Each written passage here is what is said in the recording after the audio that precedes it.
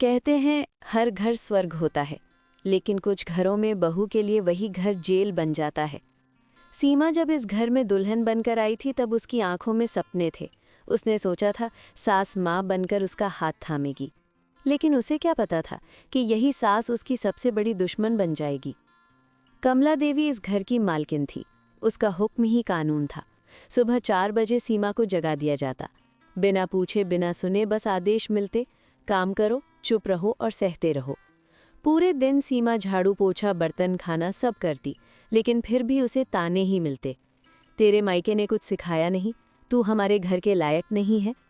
अगर जरा सी गलती हो जाती तो थाली फेंक दी जाती, गालियां दी जाती, पड़ोसियों के सामने बेइज्जत किया जाता। रमेश सब देखता था, लेकिन माँ के डर से चुप रहता। सीमा हर रात अकेले रोती और खुद से पूछती, क्या यही एक औरत की किस्मत है। एक दिन सीमा बुखार में थी, फिर भी उसे चूल्हे पर खड़ा कर दिया गया।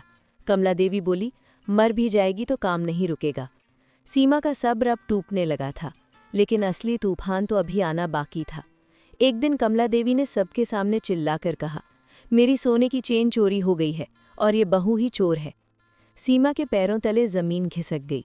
उसने रोते हुए कहा, मैंने कुछ नहीं किया, लेकिन किसी ने उसकी बात नहीं सुनी। तभी रमेश ने अलमारी खोली और उसी में चेन रखी मिली। सच्चाई सबके सामने आ गई। कमला देवी चुप हो गई, उसकी आंखें झुक गई। लेकिन सीमा अब चुप रहने वाली नहीं थी। उसने कांपती आवाज में कहा, मैं इस घर की बहू हूँ, नौकरानी नहीं। अगर मुझे इज्जत नहीं मिली तो मैं यहाँ नहीं रहूंगी। पहली बार रमेश ने माँ के सामने आवाज़ उठाई। उसने कहा, अगर सीमा पर फिर हाथ उठाया गया तो मैं उसके साथ चला जाऊंगा। उस दिन के बाद घर का सन्नाटा बदल गया। कमला देवी नहीं बदली, लेकिन उसका जुल्म कम हो गया। सीमा ने भी फैसला कर लिया, अब वो सिर्फ सहने के लिए पैदा नहीं हुई है। आज सीमा सिर उठाकर चलती है, क्योंकि उसने सीख लिया, चुप रहना कमज़ोरी नहीं, लेकिन गलत के सामने बोलना ज़रूरी है। ये कहानी सिर्फ सीमा की नहीं, हर उस बहू की है जो आज भी चुप